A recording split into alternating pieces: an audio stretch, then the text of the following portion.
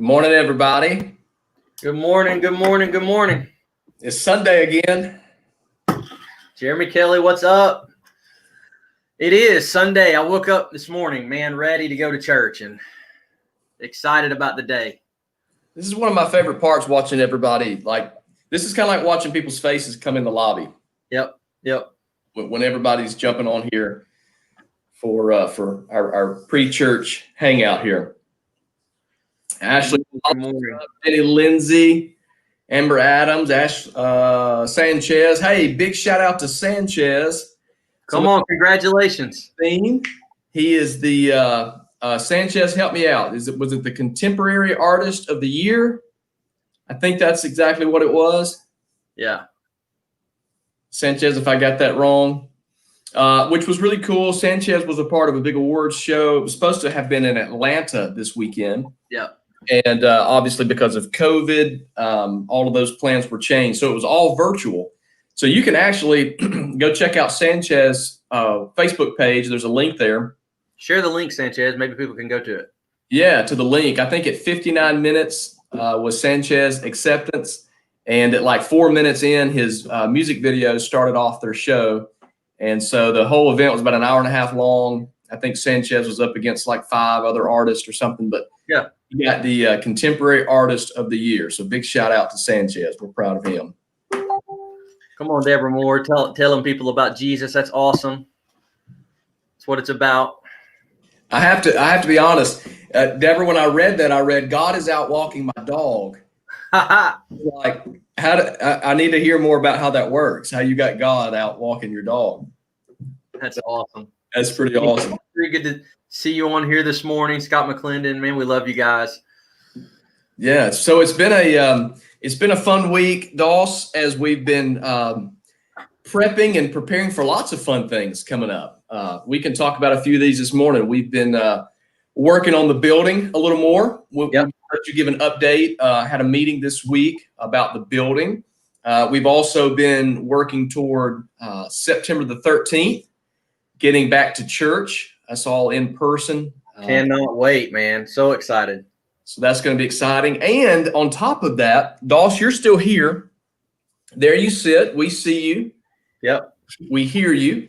So that means you survived your big leap.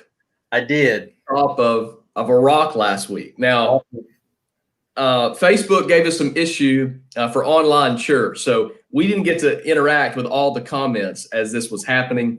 But so I'm just curious, Doss, tell us a little bit about this whole process of jumping off of this rock. Because guys, let me tell you, let me before he tells you that, let me just set this up so you fully understand this picture. Some of you think, oh, that's cool. Doss jumped off the rock. I've done that. I took my grandkids to do that. Yeah, you just don't understand. But Doss is petrified.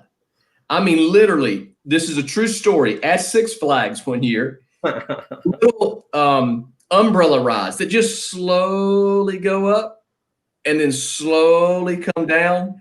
Doss rode that up, squeezing the bar like this with his eyes the entire time. And I've never seen anything more hilarious than that in my life. So, Doss, for you to jump, that was a pretty big deal. I am not a fan of,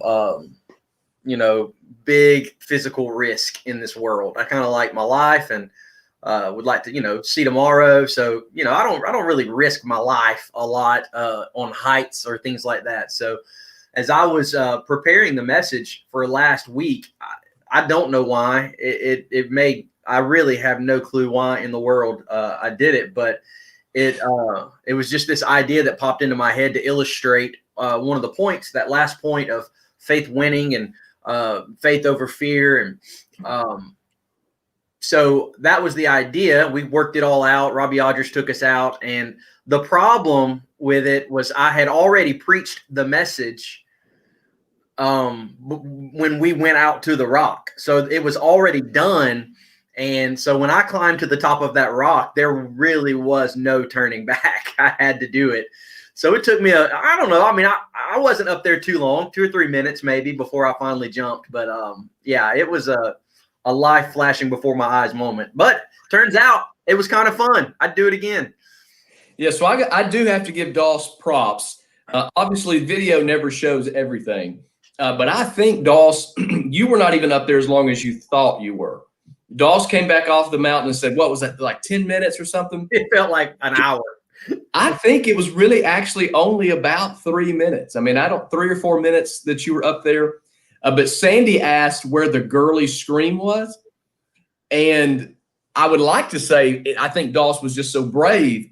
But as I reviewed the footage that was on his GoPro on his chest, I think he was too scared to let out a girly scream. Yeah, I was holding my breath pretty hard at that moment. As soon as Doss, is that the sound you heard? Yeah, something that was as much noise as he could get out of his mouth.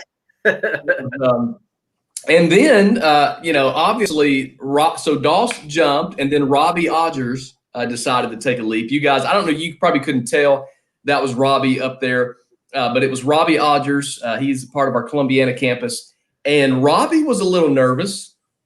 Robbie said, "Hey guys, it's been a long time since I've done this, and I'm a little nervous today." But he got up there and stood there and just said, "All right, I just got to jump. I got to do it." He did it. It's a long ways down. And Dawson, I'm gonna be honest.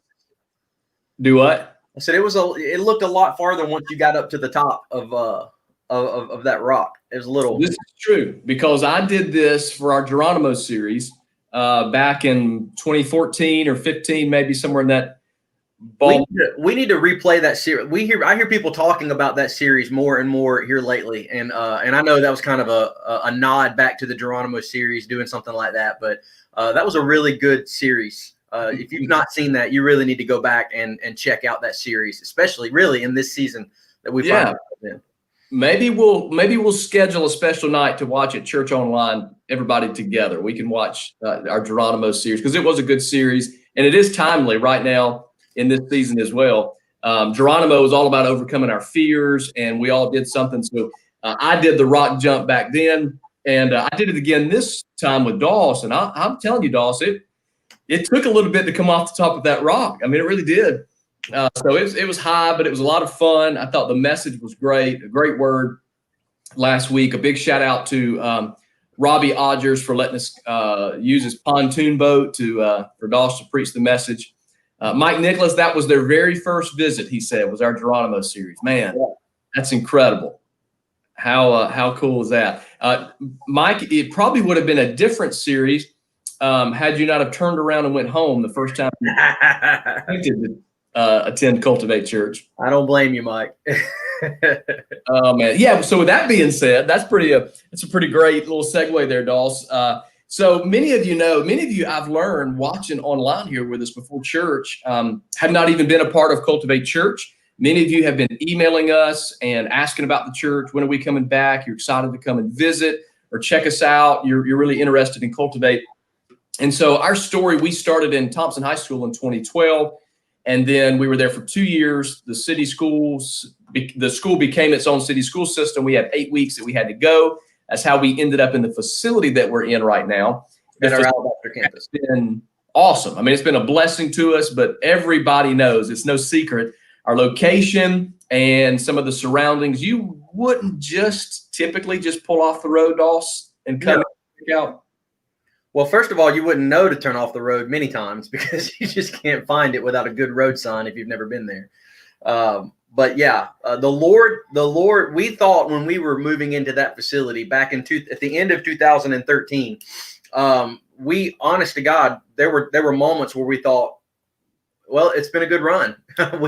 we had a good, couple of years, and man, the Lord's just telling us this is going to be the end. And turns out it's just it's a complete testimony of God knowing better every time, even when we can't see it, because it was exactly what our church needed, what we needed. And it was the season that we needed to be where we were. And the Lord just began blessing our church, even though we thought there's no way anyone's ever going to come into this building. Yeah. Yep. So, but it's been a blessing. But now it is time to move on.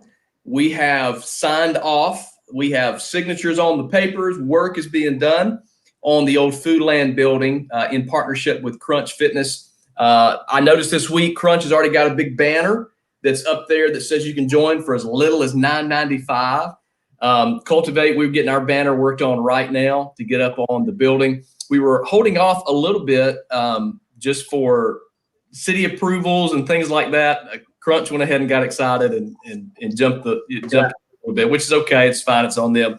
But we held back a little bit to do it through the city and stuff. But Doss, you had a good meeting this week. You and Patrick Young, who is kind of spearheading this entire campaign with the Crunch guys or the representation of Crunch. So tell us a little bit about what happened this week and kind of what's happening right now, what we're moving toward. Yeah. So really this past week, we had a meeting there at the campus, and we were able to determine pretty much the exact dimensions and size of the space that we're going to be creating plans on. We were able to kind of get the ball rolling on a good kind of preliminary idea of what the space is going to look like. At this moment, we are waiting. Kind of, we're kind of in the waiting field of getting final stamped prints over the entire space of the old Foodland. So in other words, they're going to subdivide that space. Crunch is going to take a side. We're going to take a side, and we are waiting on an architect to give us the final stamp plans of the overall space so that we could go to final design for our space. So we've got a pretty good idea of what that's going to look like on blueprints that we have designed. And just as quick, and I'm talking literally, we're waiting, like every day that comes, we're waiting on those prints to be in our email. So it's that we're at that position right now. Like, it's not like weeks. We're waiting right now. Every day we're like, are they here yet?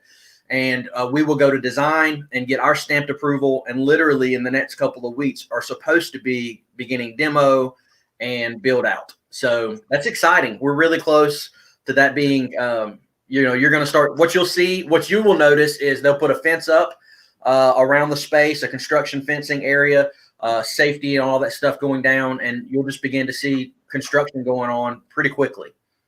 Yep. So what's cool is I realized that that it's going to be, it's going to happen kind of warp speed stuff going on. The number one question people has asked is, will we be able to do stuff? Can we help? Like, is there things that we can do? And the answer is yes.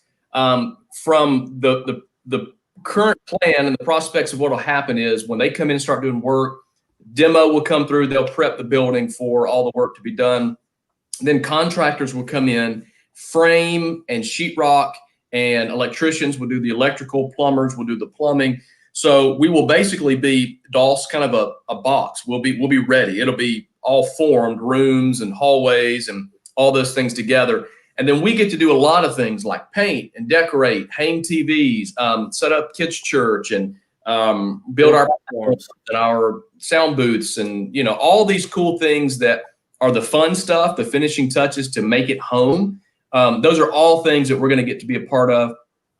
For speed's sake and for time, we're going to make sure that we get as much contractually done as possible through all that work. But in the next few weeks, we will have launched a place for the website. We're doing a campaign, Doss, called Building a Bigger Table. Yeah. And the whole process, this is the way I think of it, Doss. When I was single, I could sit on the couch with a TV tray, I'm talking about? Yeah. I could eat dinner by myself. And then when Jen came along, it's kind of like, okay, well, we can get 2 TV trays. And then when Asher come along, it's like, okay, we can get him a little small TV tray. We're all good. But when you have company over and you expand and you bring family in and you bring friends into your home, you don't want to pass around a bunch of TV dinner trays. That's correct. A table. You need to provide more room. And so we have been, since a church, we've been building the table. We've been making more room and more space this whole process from more experience times. Doss at Alabaster, 9, 10, 15, and 11:30. Mm-hmm. All to provide space. It's to make more room. That's right. Our whole Columbiana campus to make more space, to provide more room for more people, 9 and 10, 15 in Columbiana. And so now, as we have really outgrown our table, as we've had to start sitting around some little TV tables for folks, it's time in Alabaster to again build a bigger table, and to make more space. So we're going to have a place on the website that will have picture updates, video updates, that will have sketches, designs. Dawson, we're going to have a 3D model. Tell us a bit about that of the facility, so we can actually see ahead of time what it's going to look like. Yeah, you'll have that's in the process. We'll be working on renderings to give you a good visual idea of what that Alabaster campus is going to look like. So that's all going to be getting done as we get the prints done and the stamp project, all that stuff completed. So pretty quickly ahead of time, you'll have a good idea of, oh, okay, this is exactly what our space is going to look like. And so I'm excited. I'm excited to be able to just share the vision of what God's doing at this campus. And even with the idea of building a bigger table, just the vision over the next few years of our church, building this campus, getting it ready to go, moving into what God's got for Columbiana campus, designing and building a space for that campus. We're going to outgrow that space pretty quickly as we move back into the next season of our church. And so let's talk about that, Boss, because part of this building a bigger table is not just the Alabaster building. It is a full view of the future ahead, because Columbiana, right before this pandemic, we were maximized in both experiences at that campus, especially in kids ministry there. So tell us just a little bit about that thought of, okay, building a bigger table. What does that look like for Columbiana? What are we thinking in that area? Yeah, so we knew coming into this season, into this year, that we were going to have more space all around, and just from growing and learning as we've planted our church in 2012, we knew that we needed to prepare ahead of time for that season. So this idea of building a bigger table, we are hoping we're going to build a bigger table for the future of our church. We need to do that now for our Alabaster campus. But we've got a lot of vision, man. And every time the Lord gives you something to do, it's always bigger than, and I'm happy that it is, but it's always bigger than anything we can accomplish in our own strength. So I know that it's just a privilege that we get to do this all together. And we know that the Lord is going to provide open doors and opportunities for us to find property there in Columbiana, eventually build a new facility there so that we can continue to reach further into Columbiana, Shelby, and Wilsonville, and all the different areas out there. The Lord's given us vision to pastor pastors through the Vine Network. And many of you know this, some of you don't know this, that we oversee a network of local churches around the country and pastors and military chaplains and hospital chaplains around the country that we ordain and credential. And we've got a lot of vision to pastor leaders around the country. And that just takes resource. So we're expanding that, and we're going to be providing staff and leadership for that. We need staff and leadership for the campuses here in Shelby County. And all of that provides, it just takes resource. So as we venture into this campaign, you're going to be getting lots of vision of where the Lord's taken us as a church over the next 4 to 5 to 6 years, and what that looks like, and how do we best prepare ourselves for what God's calling us to do. And we just know that the provision is there. God is our provision. And when we walk in obedience to his call, everything that he calls us to do is his to resource. And he does that through us. He always gives us more than enough so that we can be a blessing. So we're just going to be challenging ourselves and just asking God, Lord, how can I be a part of this financially, physically, with my time, with my treasure,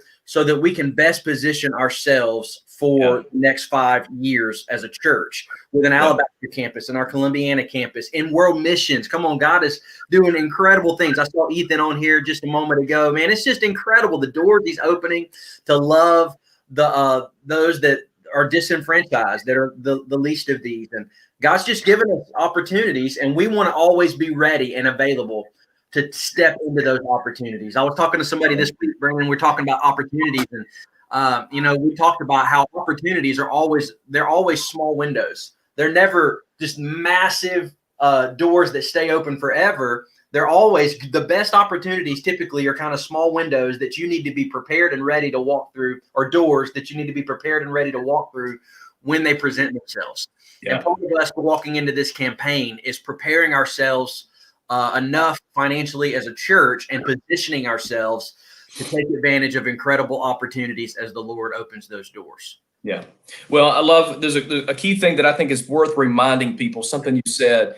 You mentioned that expanding the campuses and that this process, we are literally one church, 2 locations. And so everything that we do, the vision is the whole church. And Absolutely. so as we plan and as we prepare, it includes everything that would happen across Shelby County in the places that we are. And so I just want to remind everybody in your thinking that we truly are one church in 2 locations. It's not just a tagline. People that serve at both campuses, people that attend at both campuses. Doss, you and I speak 50-50 at both campuses. Yeah. It's all one church in 2 locations. And so this process includes everything. So this building a bigger table really encompasses everything across the board. The other thing that I love about that is, we mentioned just talking about the opportunity that we have. We're all going to have opportunities. Look, our rate of growth is completely up to us. And so over the next few weeks, we're going to talk about some ways that we can all contribute and sacrificial giving and strategic giving and ways that we can all partner in this because, I would love to pray it up, but reality is all those guys want money. So as we pray, we have to have the resource to do it. And it is going to take all of us to do it. So to do that. So Doss and I will be sharing vision on that as well. And then Doss, you mentioned the Vine Network. We do have a network that we oversee of pastors, leaders, and chaplains.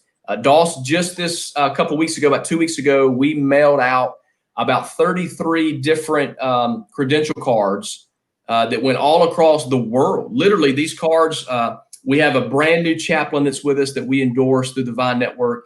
Doss, it's in Okinawa, is that right? Yeah, he's in Japan. So we literally have pastors that we're look, if we did not have this network available, Doss, a lot of these people that are chaplains serving our military wouldn't have the opportunity to do it because they don't have an endorsement. That's right.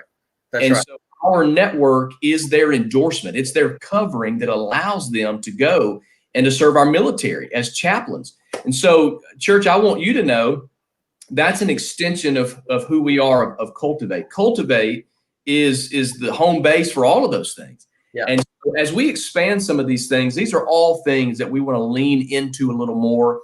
Ethan and Lindsay Efferson, they're on the cusp of, a major expansion in their area to serve, triple the amount of people that they're serving right now. And in brand new ways. We can't just, Doss can't brag on them more, enough. It's just amazing what God's doing through them down there. What I love is that we're in this season, 2020 has been one of the craziest seasons. Obviously, we say that all the time. Everybody's sick of even hearing the unprecedented times, all this other stuff. But the reality of the potential of, the enemy thinks he's won a battle, but the potential of what God is continuing to still do through the context of the local church pales in comparison to any negative thing the enemy thinks he would have won in this season. We're still the church. We still exist for the world. And every time the church has ever been through a difficult season, it's always come out stronger on the other side. And I just feel like we're being positioned to see God do more than we ever thought that he could have ever done previously or even in the future, having not gone through this season. When we dig in and we walk in obedience to the will of God, we're going to see it. I'm just telling you, the potential of the coming months and years are unbelievable. If we could just simply just say yes, if he gets our yes. It's definitely the best is ahead, no doubt. Yep. But Doss, I think this is a good time to encourage us. Listen, everybody, all of us on here, listen, this has been a weird season. And something that breaks my heart, Dawson, I know you feel the same way. Doss, we just about 3-4 weeks ago, we were with about 30 pastors from all across the country, big cities, little cities, large churches, small churches, all in between. And every one of those pastors has said that during their returns back to church, it is between a 10 and 30% return rate. Yeah. Larger the church, the smaller the return rate. Yeah. So right now, I think more than ever in my lifetime, I'm seeing the biggest disconnect in church ever.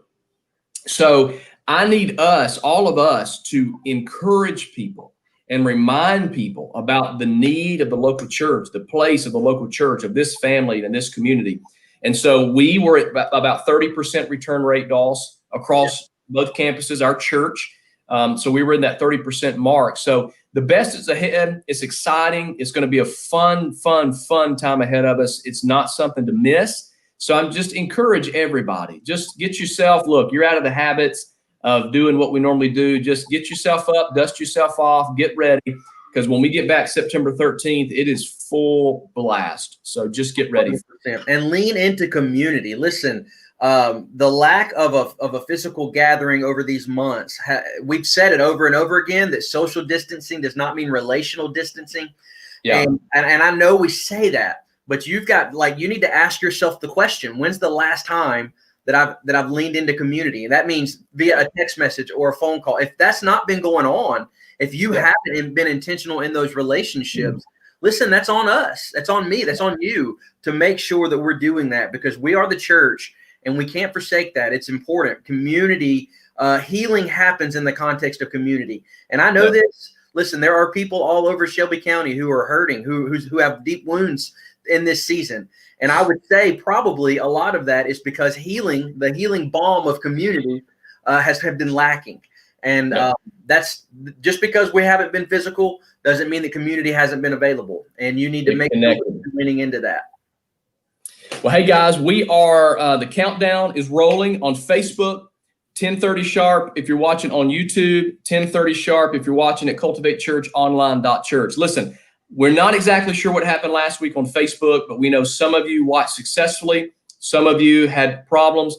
I encourage you, write down this address, cultivatechurch.online.church, or you can just go to the church website and under media, click on Church Online.